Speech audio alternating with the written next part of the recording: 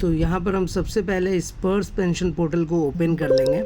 और जैसा कि मैं हमेशा आपको बताता हूँ कि आपको स्पर्स पेंशन पोर्टल से हमेशा अपडेटेड रहना है, और जो भी आपके पेंशन मिलते हैं उससे हमारे पास सारे न्यूज़ एंड अपडेट्स होने चाहिए। तो देखिए, सबसे पहली चीज़ मैं आपको बता दूं कि आप स्पर्स पेंशन पोर्टल में लॉगिन ज़रूर करें। लॉगिन करके आप अपना पेंशन स्लिप खुद से डाउनलोड करें, अपने लाइफ सर्टिफिकेट का स्टेटस देखें। लेकिन देखिए, यहाँ पे एक ज़रूरी अपडेट अगर आज की बात करें तो वो ये है कि जो 7th पे कमीशन है, इसके बारे में ये कहा गया है कि ये this is really very good news for central employees. Calculation of dearness allowance will change from July, it is confirmed. कहने का मतलब ये है कि जैसा कि हम सबको पता है कि जो हमारा डीए और डीआर है, जो हमारे डियरनेस अलाउंस है और डियरनेस रिलीफ है, ये एक्चुअली जनवरी 2024 से कन्फर्म्ड है, लागू है 50%।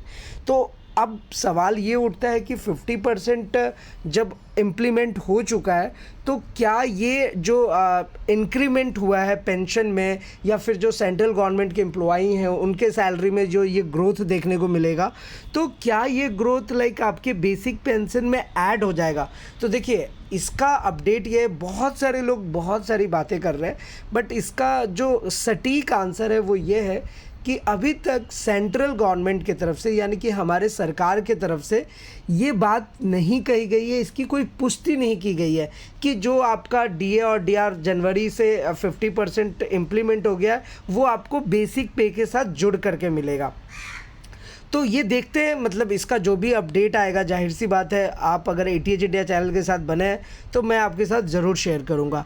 अभी का फ़िलहाल ये कहा जा रहा है कि जो अपना 7th पे कमीशन ये कह रही है कि जो डीए बढ़ा है वो जुलाई से ज़रूर चेंज होगा। तो अब देखते हैं, इससे रिलेटेड जो अपडेट आएगा मैं आपके साथ शेयर करूंगा। फ़िलहाल इतना मैं आपको कह सकता हूं कि इसमें वृद्धि होगी पेंशन में, जाहिर सी बात है जब ऐड होगा तो किस तरीके से होगा इसका एक कैलकुलेशन भी करके मैं आपको दिखाने वाला हूं। तो ये तो हो गया न्यूज़ एंड अपडेट से रिलेटेड। फ़िलहाल मैं आपको ये बता दूं कि अगर आप स्पर्स पेंशन पोर्टल में अगर आपका डेटा माइग्रेट नहीं हुआ है तो एक बार जैसे ही आप स्पर्स पेंशन पोर्टल को ऐसे जब ओपन करते हैं तो देखिए यहाँ पर तो आपके पास ये अलर्ट मैसेज आता है, और ये बहुत इंपॉर्टेंट है। To know your identification, life certificate और माइग्रेशन स्टेटस, क्लिक हेयर।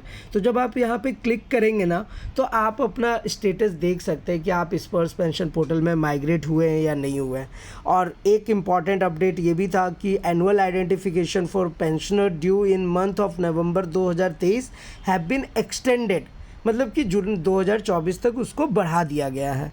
तो अब तब तक आप अपना लाइफ सर्टिफिकेट ज़रूर सबमिट कीजिए, क्योंकि फिर जुलाई से आपको प्रॉब्लम हो जाएगी पेंशन में, जिनका लाइफ सर्टिफिकेट जीवन प्रमाण पत्र में प्रॉब्लम है। अब है कि अब जिनका डेटा ही माइग्रेट नहीं हुआ है उनको यहाँ पे क्लिक हेयर पे क्लिक करके अपना यूनिक आइडेंटिफायर सेलेक्ट करना है, और उसके बाद आप अपना चेक कर ले कि आपका डेटा माइग्रेट हुआ है या नहीं। अगर माइग्रेट हुआ है तो जैसा कि मैं हमेशा आपको बताता हूँ कि आपको स्पर्स पेंशन पोर्टल में खुद से लॉगिन करना है। खुद से लॉगिन करने के लिए देखिए यहाँ पे लॉगिन बटन दिया हुआ है, बस आपको अपने स्पर्स का यूज़र नेम पासवर्ड एंटर करेंगे, उसके बाद कैप्चा कोड एंटर करेंगे, लॉगिन बटन पे क्लिक कीजिएगा, आप स्पर्स पेंशन पोर्टल के अंदर लॉगिन कर जाएंगे। तो लॉगिन करने से बेनिफिट ये होता है कि आपके पेंशन से रिलेटेड जितनी भी इंफॉर्मेशन है, आपका पेंशन स्लिप है, आपका लाइफ सर्टिफिकेट है, आपका अपना प्रोफाइल है, आपके बेसिक डिटेल्स हैं, वो सब चीज़ें जो है ना आप खुद से अपडेट कर सकते हैं, खुद से मेंटेन कर सकते हैं। तो इसलिए इट इज़ बेटर कि आप खुद से ही सारा काम करें। अच्छा, अब जिनका डेटा माइग्रेट नहीं हुआ है वो क्या करेंगे? तो देखिए, जिनका डेटा ही माइग्रेट नहीं हुआ है तो आपका तो सारा काम बैंक से हो रहा है, तो आपको पेंशन भी बैंक में मिल रहा है, लाइफ सर्टिफिकेट भी, जो जीवन प्रमाण पत्र है वो भी आपको वहीं से भरना है।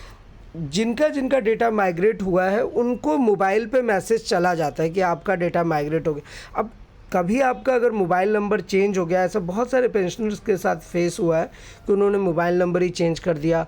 अब वो जो उनका मोबाइल नंबर चेंज हुआ तो लाइक उनको मैसेज नहीं आ रहा, तो वो क्या करेंगे?